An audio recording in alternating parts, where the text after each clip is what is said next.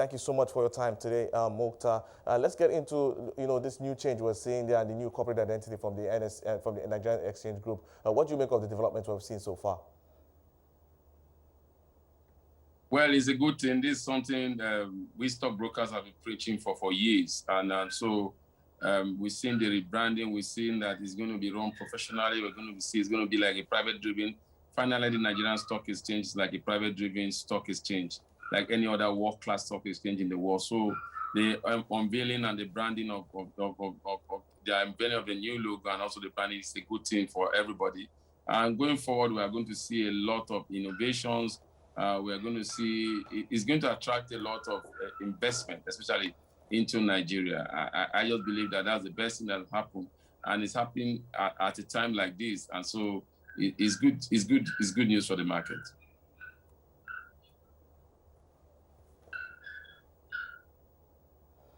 All right, Muktar, looking at what we see the market at today, we see the year-to-date performance of the market down about 3.5% so far. What can we expect from sentiments in the market, looking at how things played out in the first quarter going into the second quarter? Well, the sentiment is still not very good. Investors are still looking at the microeconomic indices, which are not looking good. When you go and buy information, you hear from the government, especially what we heard over the weekend from the governor of Edo State. So it's negative sentiment is going to be one of those tough year for the Nigerian Stock Exchange, because when you look at that with what we expect, especially in terms of government policies and then infrastructural development with the type of debt that is being accumulated by this government, you feel there will be a very big challenge for the market and also the companies.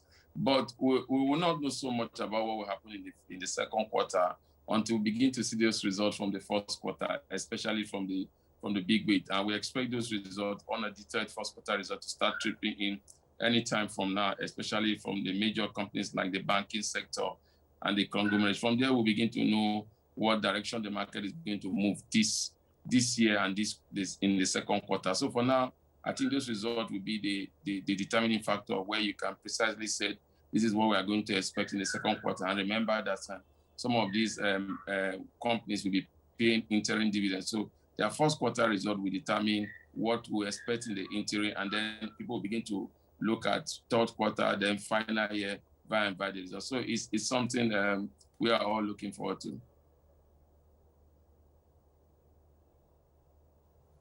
All right, but Muktar, looking at how the market performed last week, saw that yes, it was down, but then what surprised me or what stood out for me, looking at some of the stats here, I'm looking at the volume and value traded. We saw that decline from volume declined by about 38%, while the value of the stock traded declined by as well by about over 51.7%.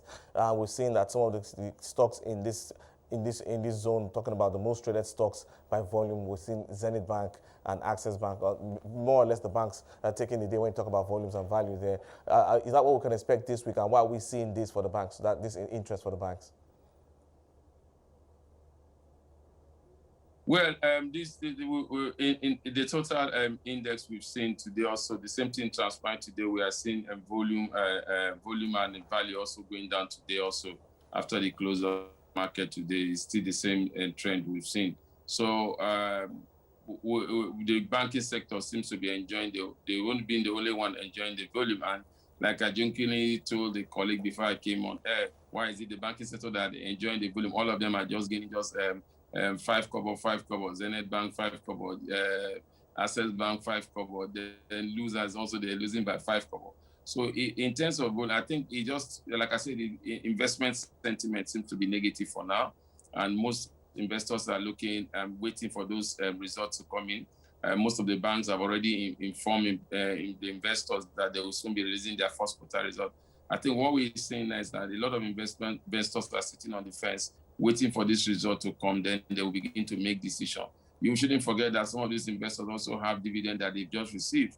And most of them are expecting dividend before the end of this month from some of these banking stocks, the banks, the companies. So they expect that once the dividend come in, they will begin to plug it into some of this equity that will come out with good first quarter results. So For now, liquidity is waiting on the wing to see those first quarter results before they begin to take position. So we might not see so much of the movement for now, even in terms of volume and value. But once those results comes in, with the liquidity investors have, especially from what they've gotten from their dividend payout, we might begin to see those volume and value getting up.